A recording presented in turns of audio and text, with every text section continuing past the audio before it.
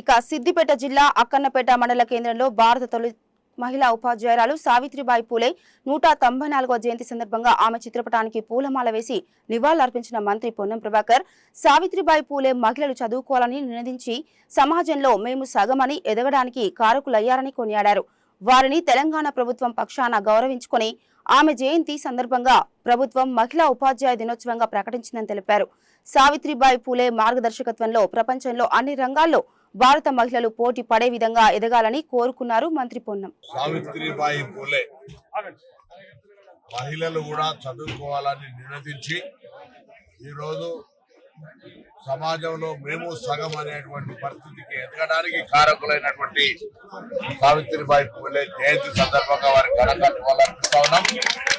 వారిని తెలంగాణ ప్రభుత్వ పక్షాన గౌరవించుకొని మహిళా ఉపాధ్యాయ దినోత్సవం కూడా ప్రకటించినాం. వారి పట్ల అపారమైన గౌరవం ఉంది. ఈరోజు తెలంగాణ ప్రభుత్వం తరఫున మహిళా ఉపాధ్యాయ దినోత్సవంతో పాటుగా రాష్ట్ర మొత్తం అధికారికంగా వారిని గౌరవించే విధంగా కార్యక్రమాలు చేస్తా ఉన్నాం.